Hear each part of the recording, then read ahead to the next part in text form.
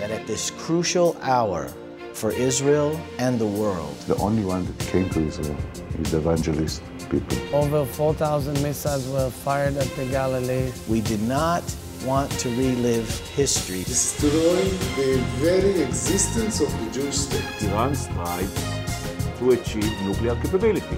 The last voice of siren, of alarm. Shalom and welcome to Jerusalem. Hi, my name is Kurt Landry and I'm the host of your program, Israel's A Land's Insight. I'm very excited to be in the Knesset today in Israel, and I'm very, very honored to be able to interview Prime Minister Benjamin Netanyahu. And we're here today to be able to speak to Mr. Netanyahu about the future of Israel, his future, and we're asking him for a word for the evangelical community. House of David has partnered with Streaming Faith Video, and we're asking you some important questions today, and we're very honored to be here, and we greet you, Thank you. It's my Minister, pleasure. Prime Minister. I can say welcome to Jerusalem. Thank you so much. Thank you so much. I would like to start out in Los Angeles. It was reported that you said it's 1938 all over again. Could you elaborate on that? I said that it's 1938, Iran is Germany, and it's racing to arm itself with nuclear weapons. That's different from what happened last time, because there are many differences between Ahmadinejad and Hitler and many similarities between the two of them. But here's one important difference. Hitler set out on a world conflict and then sought to develop nuclear weapons. And Ahmadinejad, the president of Iran, is going about it in reverse order. First he wants to get nuclear weapons, and then he'll embark on his mad fantasy of resurrecting an Islamic empire, which is of course geared, first of all, at the great Satan. That's America. We're just the little Satan. We're the first stop on their way. And I think that this is a common danger to all of us, and I have this eerie feeling that just as in the 30s, the free societies did not understand the great peril they were in because of a fanatic ideology that was arming itself. In many ways, I see a similarity here, except that I think this is more dangerous. Yeah. I would agree with you. When I first came to Israel in 1990, I was walking on the beach, and a gentleman had shared with me about the Holocaust. And I knew as a Christian I was called to be a watchman. Right. And I made a commitment to God at that time. I said, not on my watch will I remain silent to the truth. I was reading in your book, and this isn't an accurate quote, but it'll be close. You said that when the truth is revealed in the Middle East, that's the only hope for any type of lasting peace. Could you tell me more about that? Well, just that if you have a peace built on a foundation of lies, it soon collapses. It crashes on the rocks of reality. And we have to recognize the truth. The truth is that the people of Israel have been here for ages, for thousands of years, that this tiny land is where we forged our identity and our religion, our beliefs, our hopes, our dreams. We were thrown out of it and came back in a way that no other people has done.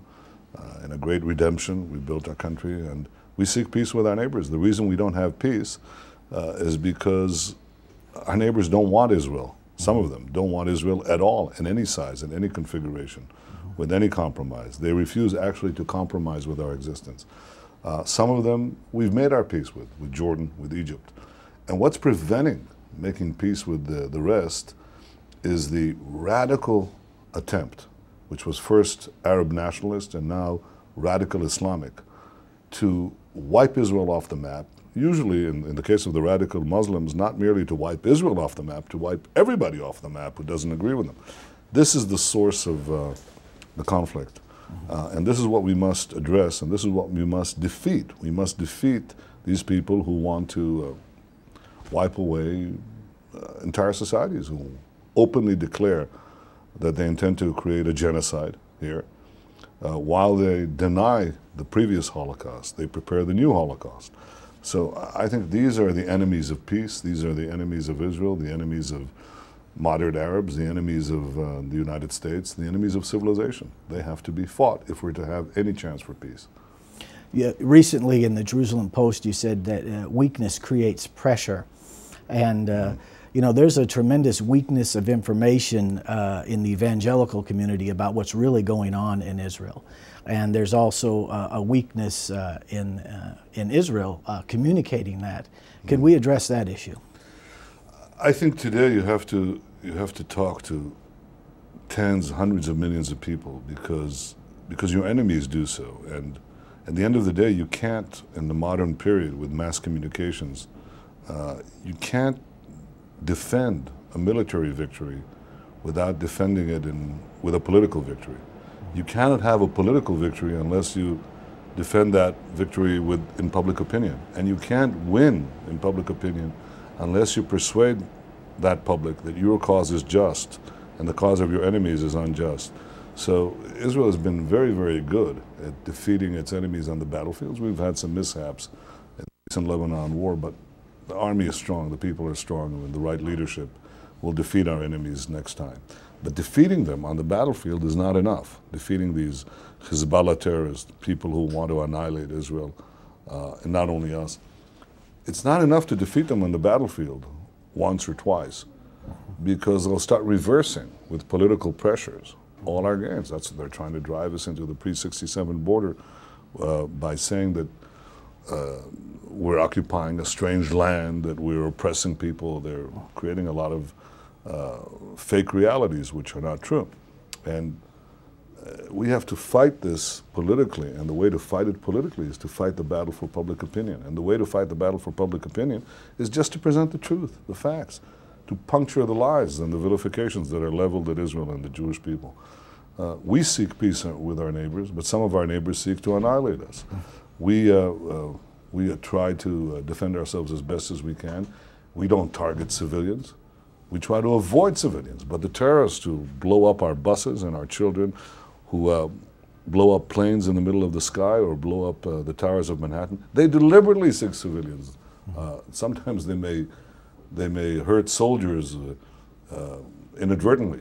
With us, it's the other way around. We seek to attack the combatants, the terrorists who attack us, but we may occasionally hurt civilians inadvertently. And these distinctions are very important. That the crux of the conflict here is about the survival of Israel and free societies as a whole against enemies who want to wipe us off the map of the earth, and they have no inhibitions in the tactics that they use. Their goals are illegitimate, genocide. Their means are illegitimate, terror. And we have to keep that very clearly focused so we understand that we're all on the same side, Israel and America. Even the Europeans, though, they don't get it often. Right. But some of them do get it. Increasingly now they do get it. Yes. Well, the reason I'm excited about you taking time with this program and to be able to communicate it, we're going to spend quite a bit of money advertising with press releases, bringing this message to the evangelical community. They burn in their heart to stand with Israel because of the scriptures, and they understand the birthright of Israel, and they also understand something very important, that if Israel ceases to exist as a nation, then their God is not telling the truth. And we know the scripture says that our God is not a man that he should lie. You know, there's a lot of pressure. One of the questions is how critical the time is. And I was reading your brother's book of Yoni's letters, and he had sent you a letter, I believe it was in 73 or 74, to you and your wife. And he was talking about then how he was seeing the unraveling of the country in 1973 and the pressure that was there. Can you share with me a little bit about how he felt so much pressure then? Is that pressure similar now, or is it more sophisticated? Well, you know, he fought in the War of Terror, and he died in the War of Terror, and the rescue of our hostages in Entebbe, held by German and Arab terrorists under the aegis of the dictator of Uganda at the time, Idi Amin. So this was a bloody and murderous coalition, and it was defeated by this great raid in Entebbe that defied all military history, really. It was probably one of the most daring rescue raids in history. And my brother fell while leading the rescue party. So he was, whatever the pressures he was in, he always lived up to the moment. He always did what was necessary because he felt that he was serving not just a personal cause, but the cause of, as he said, the unbroken chain of the people of Israel's struggle for survival and redemption, and he saw himself as a link in that chain. And I think at the end of the day, in every one of our struggles, people rise to the occasion. You know, we always have sometimes a few, the Maccabees, who come and save the moment. And I think we're in such a moment now. I think that Israel is infinitely stronger than it was as a fledgling embryonic state. We had only 600,000 people. Now we have over 6 million people. And we have developed a great country and great economy, great army, and great culture. But nevertheless, we're also facing an enemy that has changed. It used to be the neighboring Arab regimes that tried to push us into the sea. And now Arab politics has been overtaken by radical Islam, which is trying to take over the world. In Lebanon, they're trying to set up an Islamic republic. Hamas has set up an Islamic government, both of them directed in many ways by Iran, that seeks to create a Shiite empire, arming itself with nuclear weapons, both aimed at our annihilation, but also ultimately aimed at your subjugation. And this is a new kind of enemy that we face. We've never really seen this before, and perhaps the only precursor is really the mad ideology of Nazism. But this is something that seeks to envelop 1 billion people, 1 billion Muslims in the world. And Israel is at the eye of this hurricane, in the eye of the maelstrom, because we're simply the most forward position of our free democratic civilization, which these people abominate, they hate. And so we're in the front lines. And I think that this requires not only our own efforts and men like my brother who will step up to this conflict, but I think because this is not just a symbolic battle, but a battle really for the future of our world, that we need the support of free societies everywhere. And in many ways, the difference between Europe, what you were talking before, and today, is that in the 1930s, the United States was not involved as a world power.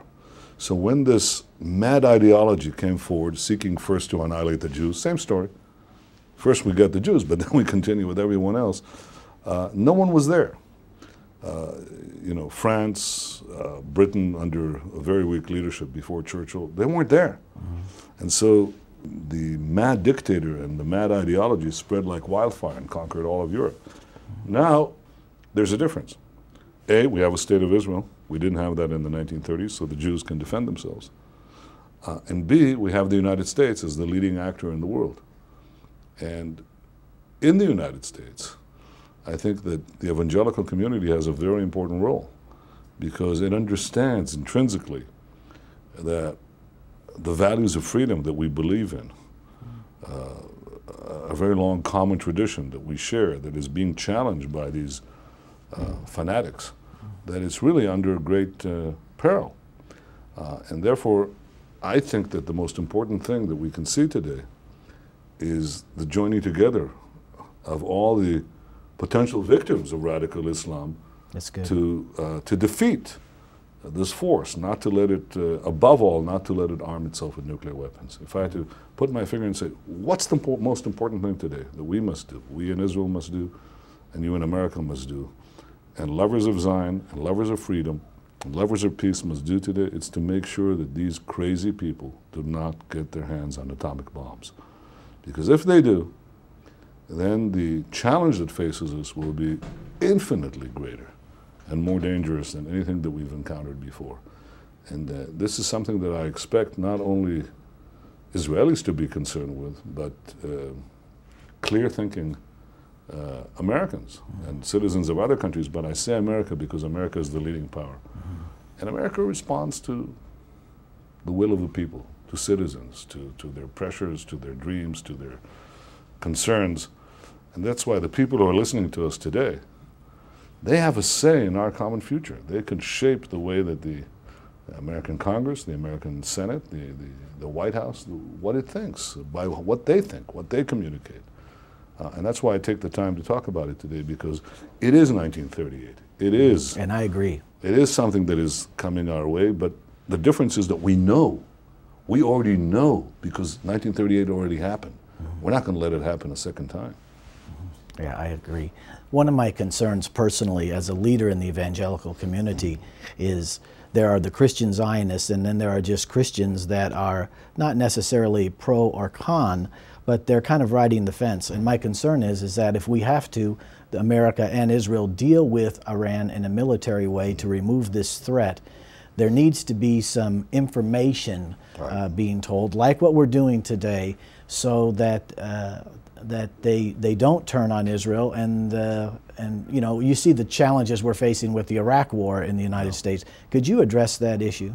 Well, Iraq is a separate issue because, I mean, it's related but separate. Here's how it's separate. It's related obviously because there's radical Shias are fighting Sunnis and so on. All of that is clear.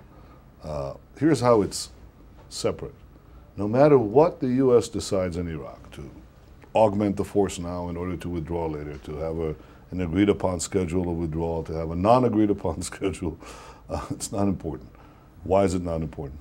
Because no matter what you do in Iraq, if you were to leave Iran, which is right nearby, to arm itself with nuclear weapons, then Iraq will go down the tubes. No matter what you do, Iraq will go down the tubes because Iran with atomic weapons will topple, will take over Iran, take over the Persian Gulf, make it Persian on both sides. So they'll take over the oil fields of the world, Saudi Arabia. They'll topple Jordan in short order. They'll threaten us for sure, they say so. And probably reach out beyond, well beyond into the Middle East. And that's their plan, which is open, it's expressed, it's declared. So I would deal with this country that says that it wants to become the dominant power in the world, that views you as the great Satan, that plans to resurrect an empire from 1,000 years ago.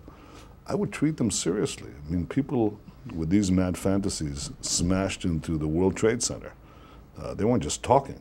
And Iran is talking about getting 25 atomic bombs a year. Within 3 years, they'll start.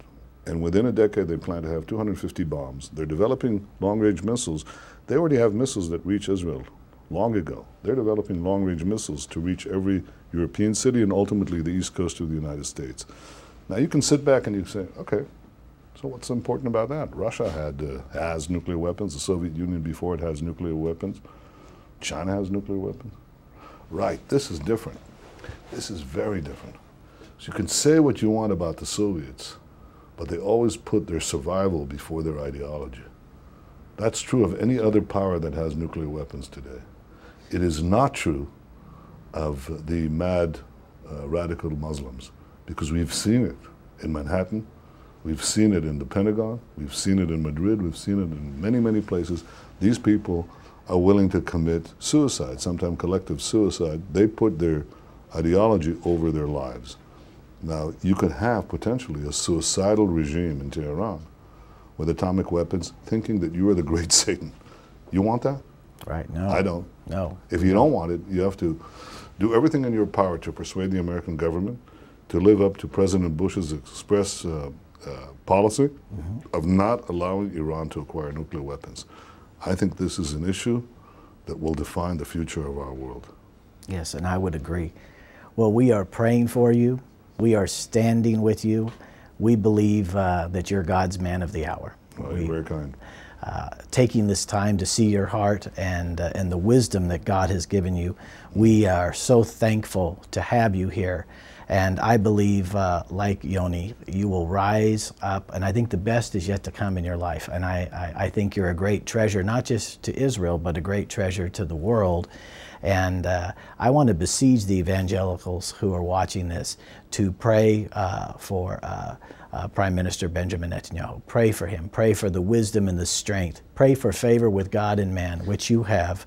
And we thank you, and we thank you as an American. I thank you because bringing your wisdom into the table, so to say, right now, I think is very crucial. I agree with everything that you said. I want to thank you so much. Thank you very much. I appreciate your kind words. Thank you. And God bless you. Very much. I appreciate it. Shalom and welcome to Jerusalem. Hi, my name is Kurt Landry, and I'm founder and president of House of David Ministries. We have a great opportunity in this hour to bless this city and to bless the country of Israel from the far north to the deepest south. Would you join us in helping us to protect and minister to the children here in Israel? The statistics tell us that more than 720,000 children are under the poverty level right now in this city. And I believe the evangelical community is being blessed for 2,000 years by the covenants of God to answer that call at this hour.